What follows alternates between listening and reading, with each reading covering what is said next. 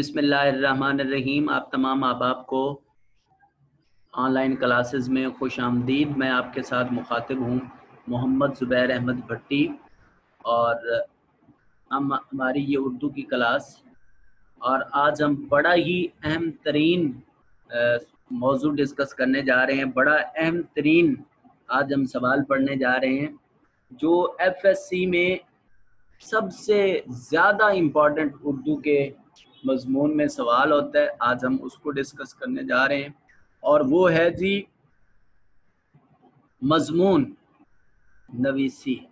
मजमून नवीसी तरीके कार क्या होना चाहिए। आज हमने ये सीखना है मजमून कैसे लिखते हैं, क्योंकि ये FSC में 20 नंबर का सवाल है, और अगर इसको आप अच्छे तरीके से नहीं लिख पाते हो तो फिर आप बहुत पीछे चले जाते हो।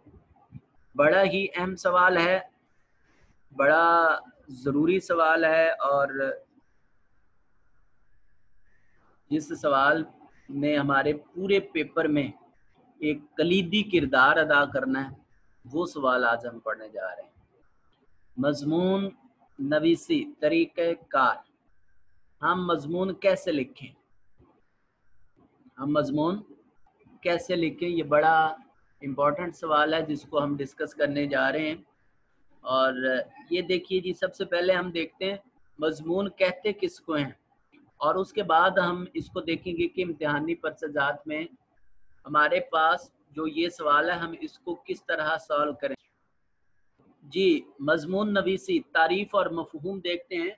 मजमून अरबी ज़ुबान का लफ्ज़ है जिसके मानी हैं बयान करना, मतलब मफहूम, किसी मौजू पर तहरीर करना, इंशा, ज़िमन में लिया हुआ वगैरह। किसी मौजू पर मुदल्लल और अदबी अंदाज में इजहार ख्याल को उर्दू में मजमून, जबकि अंग्रेज़ी में ऐसे कहा जाता है। मजमून नवीसी के लिए मौजू की कोई कैद नहीं है, किसी भी मौजू पर मजमून लिखा जा सकता है। एक मियारी मजमून में ज़ुबान और बयान की दिल फरेबी के साथ साथ मजमून निगार की वुसअत इल्म और मुशाहदा ये भी ज़ाहिर होता है। मजमून नवीसी के लिए किन किन हिदायत पर हमें अमल करना चाहिए। इम्तिहानी पर्चे में मजमून नवीसी का सवाल आखिर में आता है। ये हल करने में भी आखिरी सवाल होता है और पेपर का भी आखिरी सवाल होता है, और इसके 20 नंबर होते हैं। तलबा को चाहिए कि सवाल की तैयारी के लिए जो है बेहतरीन हिदायत पर अमल करें। वो हिदायत कौन कौन सी हैं उनको हम एक नज़र देख लेते हैं।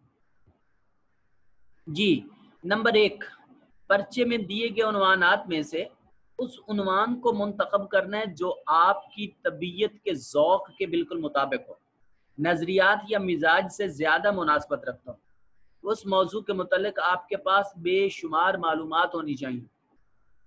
दूसरी बात, उन्वान के इंतखाब के बाद उसका एक खाका बना लें। उस मकसद के लिए आप जवाबी कापी से एक सफ़े को बतौर रफ अमल के इस्तेमाल कर सकते हैं।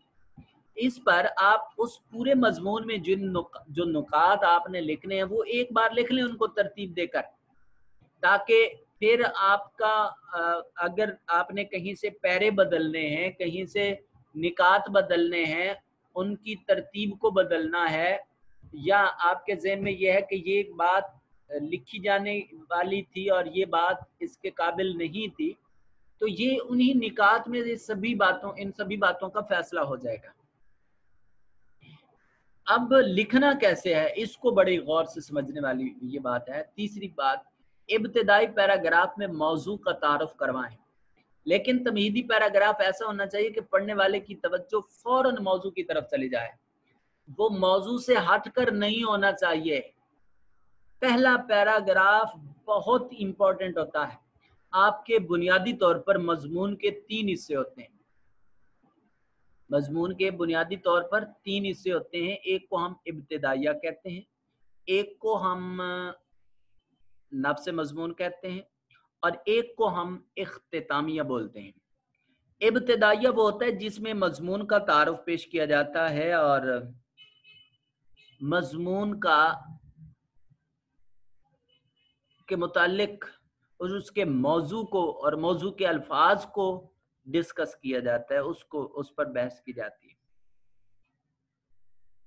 दूसरे नंबर पर आता है नफ्स मजमून। इसमें आपने उस अपने उन्वान को साबित करने के लिए दलाइल देने होते हैं।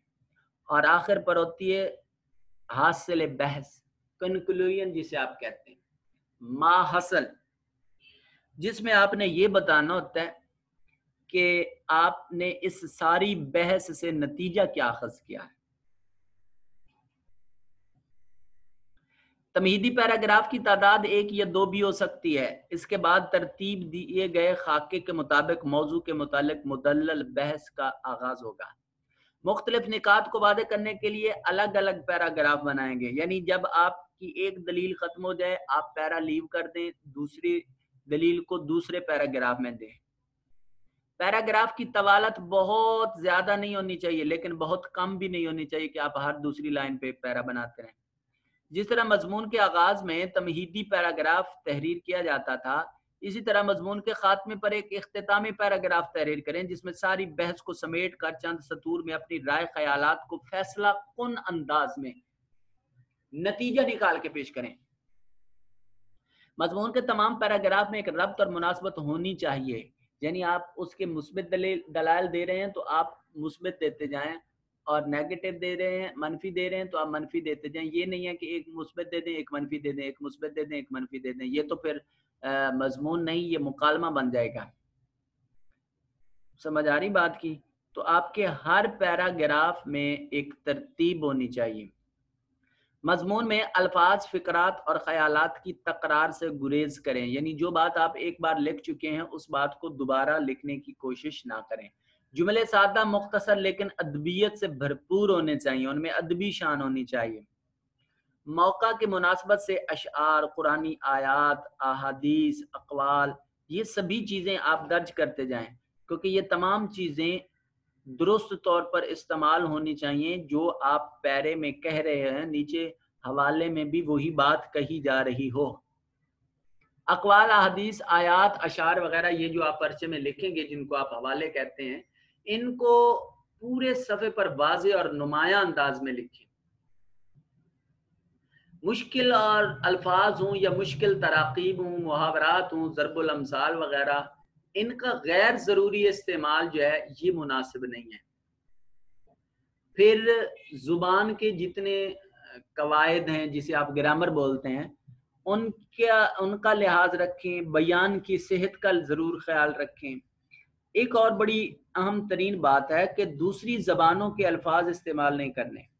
अगर आप कहीं हवाला अंग्रेजी ज़ुबान में, कहीं अरबी ज़ुबान में, कहीं फ़ारसी ज़ुबान में आप वो हवाला देते हो, तो नीचे उसका उर्दू में तर्जमा देना चाहिए आपको। ठीक है जी। मजमून को मुकम्मल करके कम अज कम एक मरतबा ज़रूर पढ़ लें। कहीं ना कहीं आपको तरमीम, तनसीख की ज़रूरत ज़रूर पेश आएगी, और फिर उसके बाद मजबूरी तौर पर मजमून को खूबसूरती और सफाई में फ़र्क नहीं आएगा। तो फिर आप देखेंगे कि कुछ मार्केट में ऐसी कुतुब मौजूद हैं जिसमें उन्वानात या सुर्खियां इस्तेमाल की गई है। तो उसके लिए कहा जाता है कि ज़ैली उन्वानात या सुर्खियां इस्तेमाल ना की जाएं, इनसे हौसला शिकनी की जाती है, इनसे बच जाना चाहिए। रमूज़े और काफ, देखिए एक शख्स आपकी आंखों के सामने नहीं है, लेकिन वो आपके जज्बात और एहसासात को बेऐन ही आपकी तहरीरी शक्ल में देखना चाहता है। जिस तरह उस वक्त आपके जो ओरिजिनल में आपकी कैफियत थी, तो वो ज़ाहिर है आप ख़ास अलामतें इस्तेमाल करके उनका इजहार कर रहे होते हो। तो रमूज़ी औकाफ का ख्याल ना हो तो इबारत कहीं कहीं तो बिल्कुल मुहमल हो जाती है और माना कहीं कहीं बदल जाता है। लिहाजा मुनासिब रमूज़े औकाफ का ख़ास ख्याल रखा जाना चाहिए, ताकि इबारत कोई गैर जो है वाज़े ना रहे। खुश खत्ती का ख्याल रखें ताकि तहरीर में अल्फाज वाज़े तौर पर पढ़े जा सकें। मजमून नवीसी की सलाहियत कैसे बढ़ाई जा सकती है?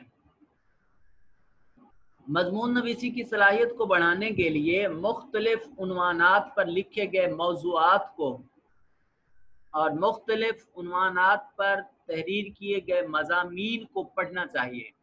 اس سے وسعت علم بھی پیدا ہوتی ہے، اس سے طریقہ کار کا بھی پتہ چلتا ہے، اس سے ٹیکنیک کا پتہ چلے گا، فنی خوبیوں سے آگاہی ہوگی، نالج کنوے ہوگا، آپ کی جو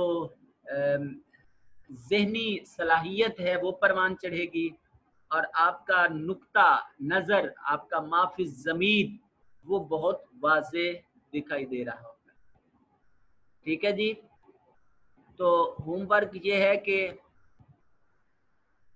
آج کا آپ کا ہوم ورک یہ ہے، کسی ایک عنوان پر لکھا ہوا مضمون پڑھنا ہے، اور پھر ان باتوں کو اس میں دیکھنا ہے، تلاش کرنا ہے کہ یہ باتیں کہاں کہاں پائی جا رہی ہیں، کہاں کہاں ان باتوں کا خیال نہیں رکھا جا رہا ہے۔ آن لائن کلاسز میں آپ نے شمولیت اختیار کی، آپ تمام احباب کا بے حد شکریہ۔